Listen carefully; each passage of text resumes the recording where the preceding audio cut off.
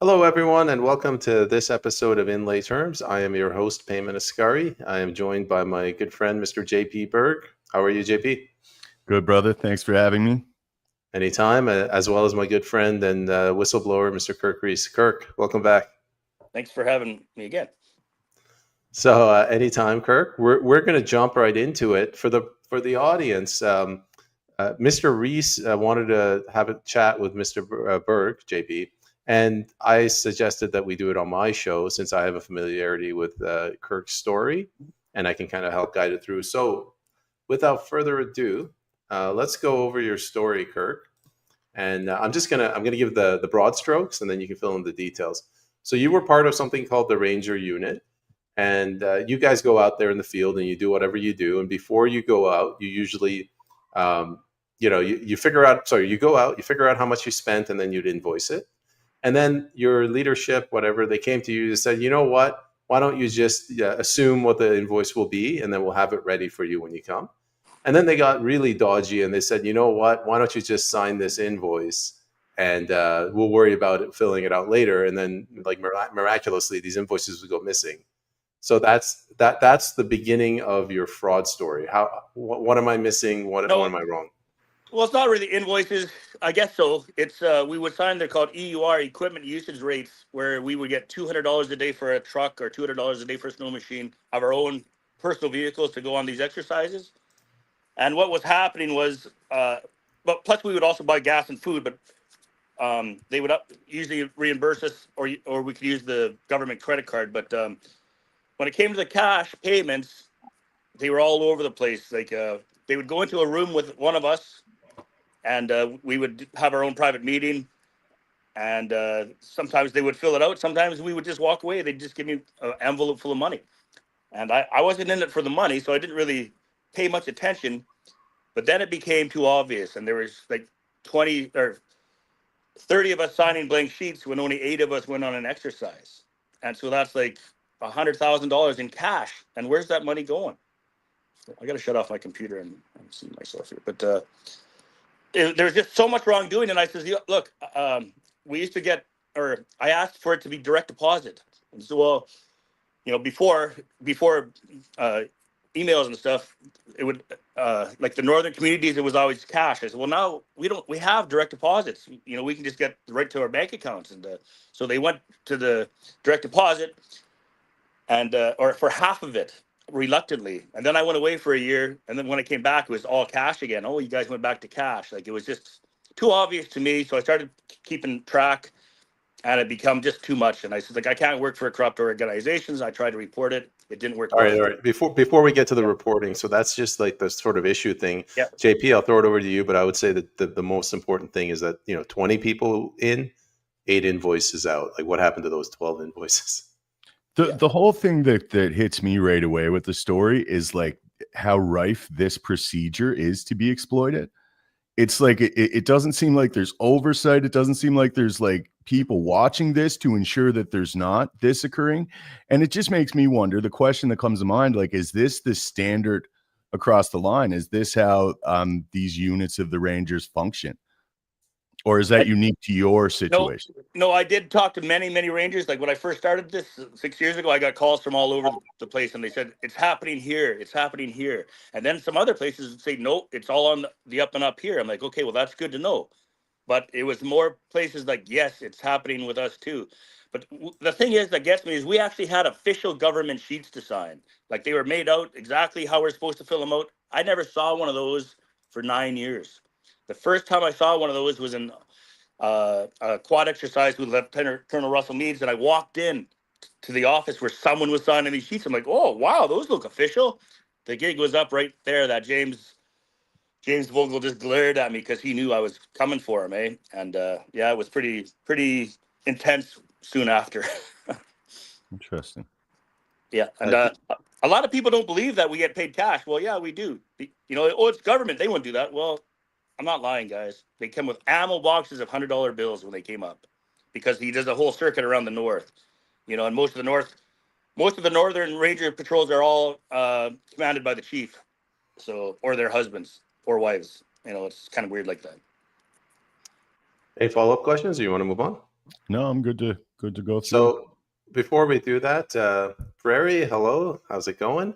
And for anybody watching, we got 100 people watching. If you could share the stream, that would help get Kirk's message out and grow our numbers. Here we go. So the next thing that happened is you try to escalate this up the chain of command. It really goes nowhere. Somebody apparently tried to bribe you. I'll let you speak to that. You tried to run for a leadership position. You kind of got shafted, and then you got sidelined or removed from the unit. Yeah. What am I missing? No. Yeah. See, so we're supposed to have elections every 2 years, and that's supposed to be across the board. For example, we had a section patrol commander and a 2IC, second in command, and then we had, I think it was 4 section leaders, which I was a section leader, which is a master corporal, and then I have a second in command, which is a 2IC. But what happened was I questioned all these monies, and we were supposed to have an election, but they canceled the election. It was supposed to be in October, and they canceled it. I'm like, okay, well, that's weird, because and it was in October when I filed my complaints to the Civilian Review and Complaints Committee about the RCMP not investigating my complaints about this fraud. So it all had, and then I told the commanding officer, I says, I made a complaint to the ombudsman. I was immediately suspended for a year, but again, so they canceled the whole election. But I was waiting for him to come up in December when the sergeant major finally came up. I sat with him in the motor inn and I showed him a few documents, and he says, holy shit, you're back in. You got to expose this.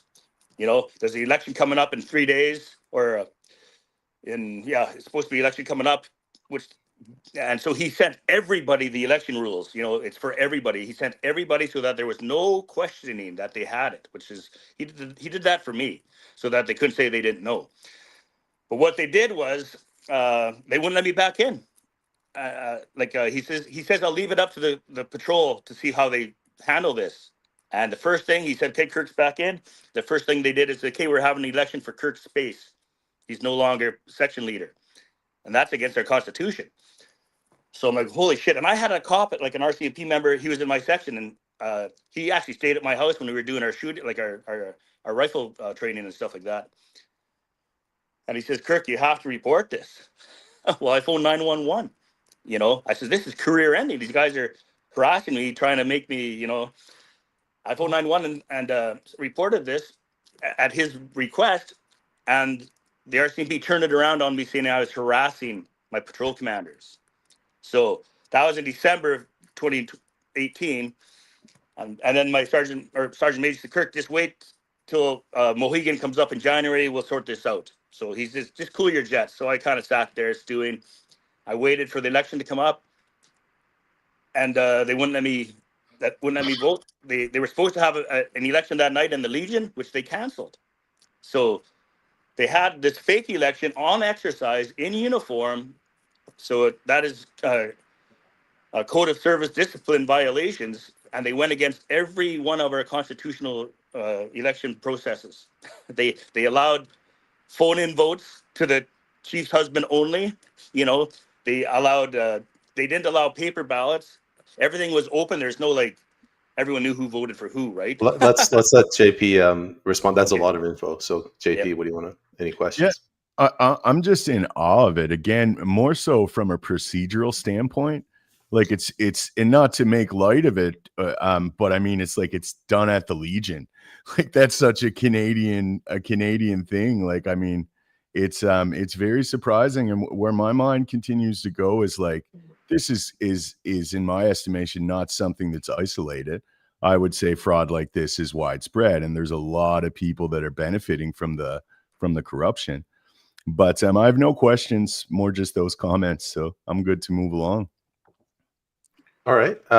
Before we do, Peggy says, "Hi, oh my God, I needed you guys today. We're here for you, Peggy." JP, I know you follow Peggy. Do you follow Peggy as well? I can't see that small.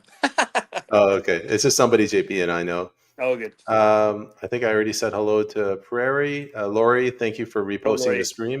If everybody else could repost, we'd appreciate that. Where was all this taking place again? Saskatchewan? That was in Laurent, Saskatchewan, murder capital of Canada, and Trudeau's Truth and Reconciliation poster town for Canada, with his corrupt Liberal band chief Tammy Cook Searson, and Yeah, her husband Jim Searson, the head of the Red Cross for Northern Saskatchewan. Like, it's just too much. you stepped in it, Kirk. Yeah. All right. Well, I'm gonna go through this in a little bit of more detail because you and I have probably spent like 20 hours working this out. So after these shenanigans, you try to blow the whistle on the fraud. So we're only focusing on that fraud element. You went to the Canadian Armed Forces, they ignored you. You went to the RCMP, they said they would investigate. You went to your MLA, and the MLA is like, it's federal, not provincial. You go to your federal MP, it says it's not their ministry. You go to the Ministry of Defense, they say nothing to see here. You went to the opposition parties, they all said, it's not our jurisdiction, nothing we can do. Go to the ombudsman, they're all useless anyway. And then you went to the media, but the media they're only interested in clicks. So somebody like me that's small is the only one that will get you on.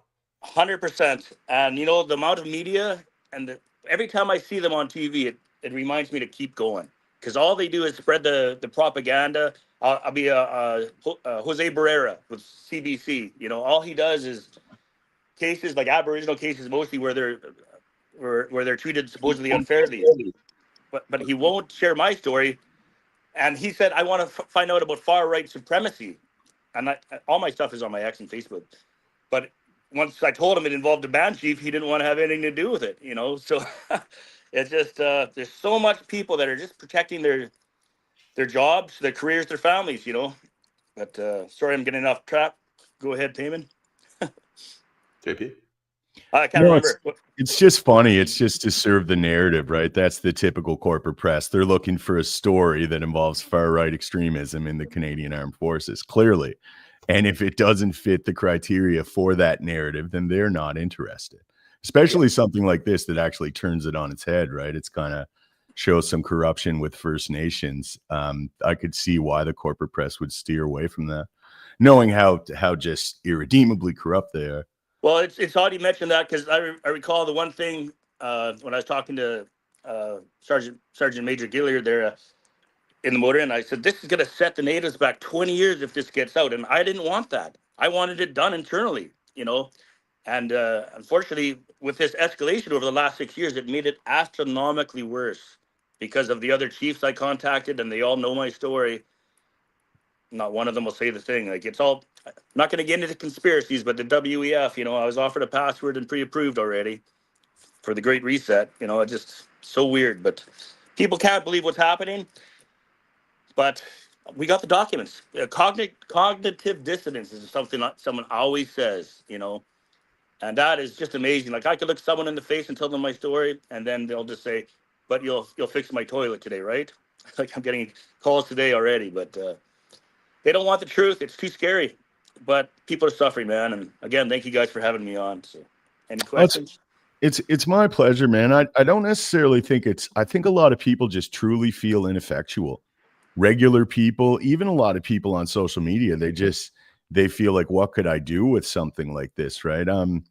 Now I came on, I wanted to talk to you just to bring more of an audience to your story.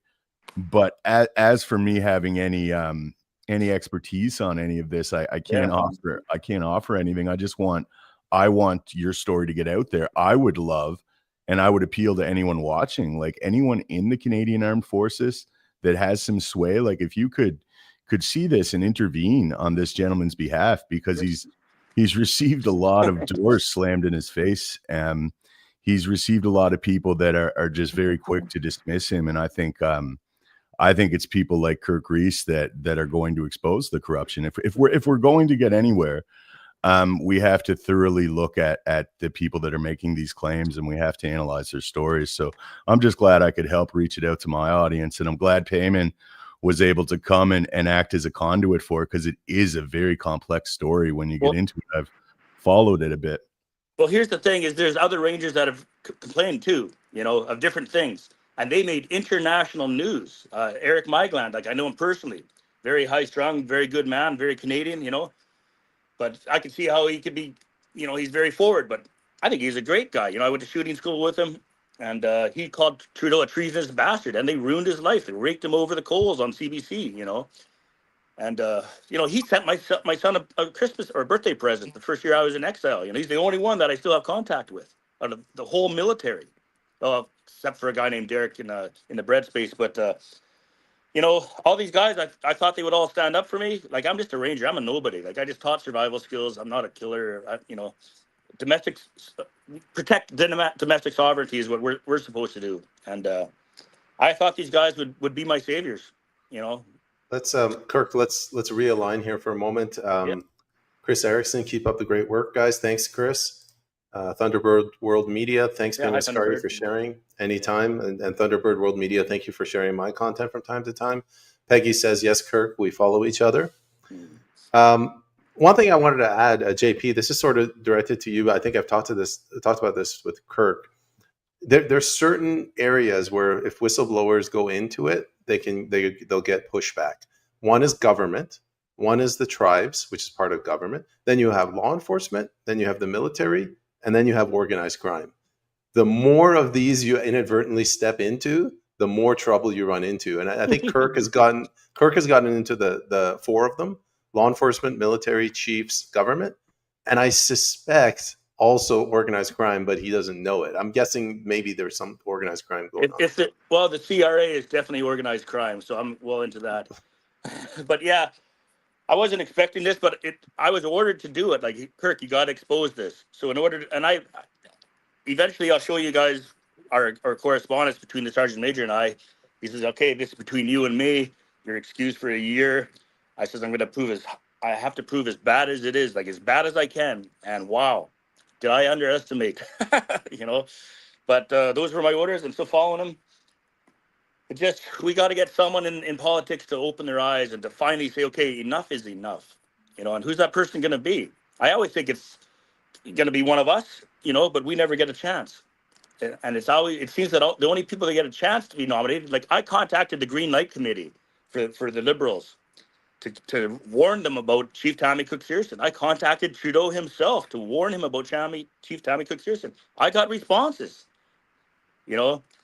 Trudeau says that falls under the purview of Harjit Sajjan, Minister of National Defense. And they all say, yeah, we're looking into it. They're not. And then all of a sudden, I phone the office. Oh, no, he's no longer Minister of National Defense. He's running for... yeah, they keep moving him around. Yeah, JP... that's the thing. And then I have to go after Anita Anand. And, well, first it was Jody Wilson-Raybould, and then Harjit Sajjan, and then Anita Anand, and then Bill Blair, And they tried to tire you out. I get that. I just want to see if JP has any follow-up. No, I'm just, again, I'm in awe, and it's like I said with this story, it's shocking to me, and at the risk of repeating myself, my mind just goes to like, how unique is this story? Like I just got a feeling that this is very widespread, this very similar type of corruption. These institutions not looking at each other. I mean, there's no accountability in any realm of Canada, it seems. You just look at the way the scandals in the last government went down. Like, they were all brought to light and not one of them were investigated. They investigate themselves and then they make a standard release. Yeah. It's all what I would expect to see in a totalitarian society. Authoritarian too, as well. Yeah, like I thought the doctors when I was arrested and sent to the mental hospital, I thought wait, you're skipping ahead. Okay, I'm going to take over again. I was testing this, payment. Yeah. I'm on the ball. If everybody could share the space, we'd appreciate that. Now, the next part is the retribution. There's 3 parts in this. The one is the threats on your life, which force you to flee. The second one is the CRA action. The third one is the drugging under the BC Mental Health Act. Let's take this one by one. What was the nature of the threats against you? Kirk, you're stepping on too many toes. This is from Warrant Officer O'Hagan when he came to the hotel room January 17th. 17th, 2018 or 2019. Kirk, and I'm telling him I was gonna quit, and then he said I had to quit. Kirk, you stepped on too many toes. You have no idea how many toes. I'm like, that's not my problem. He's like, Kirk, think of your babies, think of your children, because and I'm like, what the fuck? I'm like, I was mad now. I was like, I am thinking of my kids. I'm thinking of everyone's kids. Like, this is completely wrong. You can't imagine the amount of death in Laurent, Saskatchewan, ODs, murders, suicides. It is through the charts. And I'm trying to avoid that, right? But he's telling me just to quit, and I'm like, I'm not going to quit. So he said, well, you're going to get voted off. So they had that illegal vote, got me voted off, and he came to my house to get my gear, and he says, "I think it's time to take a holiday," under his breath, because he knew I was recording everything, But and it just, and I was right. So many people have died since. It could have changed the whole narrative of COVID. If the corruption got out. But sorry, what was the question again? Okay, so let's go through the three parts, and then Oh. JP, I'll pass it over to you. The CRA. What happened to you in your house in the CRA? Okay, I couldn't get my T4s from the military. So that was one of the reasons I didn't do my taxes. Besides, I went through custody fights, so I was pretty broke. But either way, I knew I was making money. I knew they'd get money in the end. So I just didn't do my taxes, and I asked for my T4s from the military. They say you don't get any. I thought, well, that's pretty weird. And then I started connecting the dots, and then I knew it was corrupt. And I said, okay, well, I didn't do my taxes, so they seized it was like 140 at one time, and it ended up being around $350,000 up until 2019. They would seize everything, and I knew I'd get that back. I thought this would all get sorted out. So it's just money in the bank, gaining interest is how I saw it. I was able to get, they seized my accounts like over and over and over. Every time I got any military pay, they would seize it. They were just trying to ruin me, right? But I was able to survive, did the odd cash job, sold some of my stuff, like my toys and stuff, Harley and stuff like that. But they weren't killing me. So they had to try harder. And then the threats came, right? So yeah, the CRA, and then I finally did I got my T4s, which were, I would say bogus, but I signed them anyways because I was like out of the mental hospital. I wanted to be done with this. But so I did my taxes, and they said, okay, you owe us $60,000, give or take. I thought it would be around 50.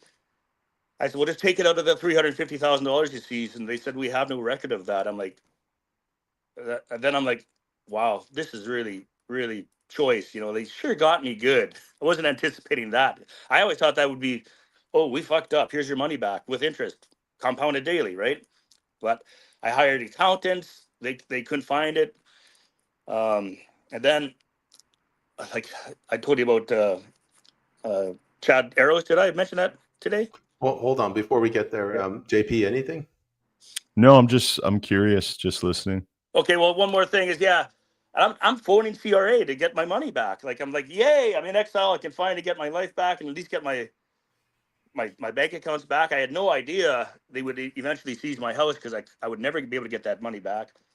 And here's the thing, I was making payments on my house. I had a renter in there and he missed a payment. He was just paying the town. And they said, okay, the deal's done. I'm like, what? But they were trying to get me to gift the house. And then they were trying to get me to sell it to them. And then they just said, okay, well, here's a $15,000 bill for cleaning up your yard. We're going to now take your house for back taxes. And I can't I can't pay $50,000 for my taxes because they won't give me back my money. And even if I did pay that money, I'm sure the CRA would put another lien on it anyways. So, oh, did I lose you? Anything, JP? So now you attribute this like they're targeting you specifically because of your whistleblower activity. So it would kind of indicate like interagency corruption or collusion in some regard. And then when I phone the next week to see she no longer works here, and then you have to explain again. And then, and it's just like, oh, and that's, it's like bang, bang, bang. And then finally I got a hold of somebody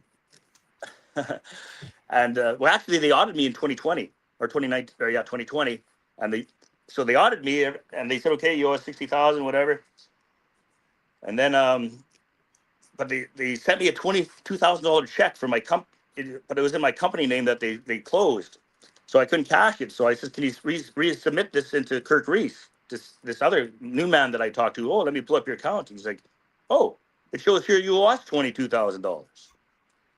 I'm like, what? And I'm stressed to the max. Like the first 3 years were the worst. I'm like, oh my God. And then he starts saying, okay, I'm going to send you documents.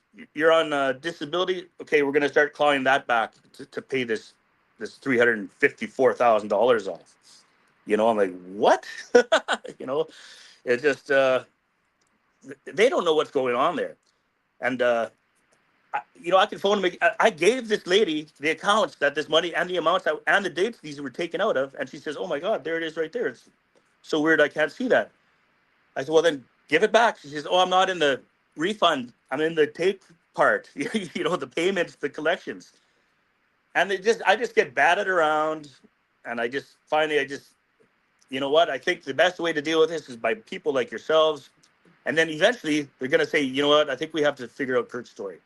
I hope. And that's my dream. You know, and that's every whistleblower's dream, is to never tell our stories again. But we do want them to stop happening from other people. So that's your current status now. You're essentially heavily indebted to the Canadian government with this tax debt. No, because Chad Arrows, Chad was being basically interrogated by a bunch of the Freedom Convoy people in space. So I followed him after that, and he defended himself very well. I'm like, this guy's not corrupt. He sounds good to me. So I phoned him up and I says, hey, I got this weird story and a weird tax thing. Can you help me with it? And he says, sure. You got to authorize me to be your representative for CRA. I did that. Out of the goodness of his heart, you know, and then he phoned me back 2.5 hours later. He says, I found that $350,000. I'm like, what? You know, how come these other guys that I paid $4,000 or $5,000 didn't? How come they didn't?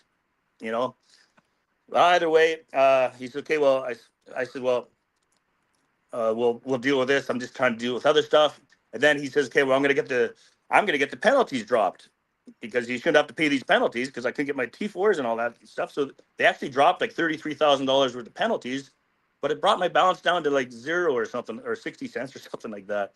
I'm like, okay, well, where's the $320,000 plus interest at 5% daily compounded for the last, 6 years, 10 years? You know, that's a lot of money. But you can't get a hold of anybody at the CRA anymore. So yeah, it's a weird story. But you would think CRA would send someone over and say, let's figure out Kirk. I would think this would be thoroughly investigated. I would just assume that. I think most people would make that assumption, and it's not a safe assumption to make in this country anymore. Well, now they're threatening to do everyone else's taxes for them. Like, Jesus, you know. Yeah, automatically. Yeah. And that's clearly for their benefit. Anything they do is not to help you. Well, then they can hire a bunch more accountants, and the bureaucracy goes on, eh? Certainly does. So we're just going to move on to the last part. Before I do, Peggy says, same with the play of moving the puppets through different agency roles, yep. Historically accurate. This is the thing about how the people change. She's saying they cycle into the other departments.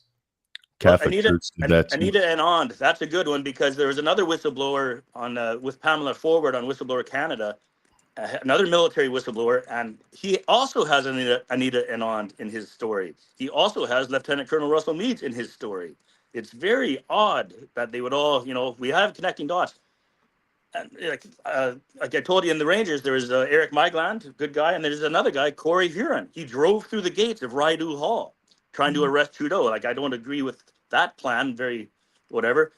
Not something I would have done. I don't know him personally, but he has contacted me about a month ago, and he says, Kirk, I hear you're another Ranger that's been screwed around. I'm like, yeah. He says, what happened? He's like, holy shit, He says, well, the story that you hear on the news isn't the story that is the truth. I'm like, I didn't think it was, but I tried to report when he was arrested. I was trying to phone the media that were sharing the story. I have the emails back and forth, and they would never contact. I said, I can help Corey Huron with his case. And well, we're fighting. It's not like we're fighting you're fighting a legitimate government. This is a criminal organization, is what I'm coming to realize. The media is their PR division, the military, law enforcement, government, the tribes. These are just different departments within this massive mafia. Yeah. Yeah, and I was always raised the government. We're taught that in school. The government is honest. The police will help you. Everyone looks after each other. Well, it's not like that anymore. And we got to get back to helping each other. And I hate to say it, but we got to start exposing more truth. So, just in wrapping it up, I'm going to reiterate this. This isn't something I just thought of off the top of my head. You got the government, law enforcement, military, tribes are in government, and organized crime. And like the more of these you hit, the more feathers you ruffle, the more intense the pushback. So I'm going to throw it back to you, Kirk, to wrap it up. But just Kirk Riese is one. Luke Saborin, for example, is another one. He's a whistleblower for CBSA. they went after him pretty hard too. Yeah, and I don't recall seeing his story on the news. Just a No? blurb, and that's the thing is they'll do this little blurb, or it'll be on the scrolling underneath, so they can say it was reported, and then it's forgotten. And the thing is, like, we got to keep telling the stories of Luke Sabron, Sue Sproul, David Drover, Kirk Riese, myself, Marianne. Like, there's so many people that are suffering because they're not sharing the truth. Everyone's getting these half truths, and if the real truth came out, it would really wake up Canada, and then we could get back to resolving things. And the only way to do that is by, the public has to know. So we just got to share these stories out. I know I sound like a broken record, but even our platforms are restricted now. We can't share the news in Canada. The Americans hardly believe what's going on up here, but everyone else thinks we're a great country, and we were, and we could be. But we just have to get rid of arrest a few corrupt people. And guess what? The rest are going to follow suit. They're going to either straighten out or they're going to face the consequences of poor choices. So I'll leave it at that. Yeah, just in closing again, like I was on here more as an observer. I know Kirk. I became friends with him just interacting with him on X. But where this is kind of out of my realm of expertise, I do want to appeal. Like my whole role in this, in my eyes, was just to bring more eyes to the story. I share Kirk's stuff when I see it. But I would like to appeal if there's anyone out there that has some knowledge that could potentially help Kirk. Anyone who has any position in Canadian Armed Forces that coincidentally is seeing this broadcast, if you could reach out to Kirk Riese, I think that's paramount if we're going to get any transparency back, is to actually have these things thoroughly investigated by impartial parties. Like back in the era where there really was media, you would have an investigative journalist that would love to do a story like this. They'd contact all the whistleblowers. They draw the parallels between them. Someone like that. But like I say, I just want to anything I could do to help get the word out, man. Well, that's the same thing. I'm sharing your stories. Of course, you help us, we help you. And that's the thing, is like the Fifth Estate, they know all about my story. They say, Kirk, how's it going today? I sent them my stuff and then blocked. And it's like that pretty much every year when somebody says, are you still alive? I'm like, yeah. Like even politicians are like, how's it going? Anything resolved yet? No. Click. Green Party, I got the Liberal Party, I got the NDP Party, all recorded. None of this stuff is disputable. Like the recordings are on most of my X and my Facebook before they get erased. So the corruption is so bad in Canada now. It's like towards the end of the Soviet Union, where everyone just knows how corrupt it is, and they're just going along with the motions. That's the impression I get with a lot of these people that are involved personally. Like it's just the way it goes. It was corrupt before they got there in their estimation, and they're just getting theirs. They're hoping they don't attract attention to themselves. And that's why like Payman, I think you asked me what the hell happened yesterday we had a bunch of back and forth on X there. That proves a good point. There's a lady, she was attacking me, and she's a friend of my friend. And he says, I don't want to get involved. And that is the problem with Canada. His friend is causing it. Like, I think she's wrong and she's lying, but he doesn't want to get involved because it'll involve him. And well, I didn't want to get involved because it involved my best friends too, but avoiding being a whistleblower isn't going to help the situation. So right there, he just proved, what, both of you guys aren't for Canada, you're for yourselves. So stand up, even if it is against your friend, or ask your friend, why are you doing what you're doing? Why aren't you sharing this story? Why are you hiding this? Why aren't you why aren't you complaining to your MLA or your MP? The answer will be like, what can one man do? Well, three can do 3 times as much. Well, there you have it, Kirk. This was a short episode, but I think it was good because we got through it really quick and we told your story. So now you have a shorter version if you want to share it. We'll share it, of course, but we also need to share the documents sometime. So, well, we do, but that's for you and me. JP will fall asleep. That's professional. Well, yeah, and I would recommend maybe attaching some of them to the bottom of this stream, Kirk, in case someone who's watching. Oh yeah, no, I definitely will see them. That's a good idea for sure. Thanks for coming on with us, Kirk, and telling your story, man. I'm very glad I could help in any small way. I'll continue to share stuff, and hopefully you get someone that'll actually address this and thoroughly investigate it for you. Yeah, well, defend the defenseless, help the helpless, and protect the children. And if you can't, then let us. Amen. And bless you both. Thanks Here, again. here. God bless, Just in brother. closing up the podcast, Thunderbird World Media says these grassroots X Spaces convos, etc., need to be shared, peeps. I concur. Thanks, I Thunderbird. agree. All right. Thank you very much to the audience. We got 320 people. That was a good turnout. JP, Kirk, thank you very much. Kirk left. See you later, JP.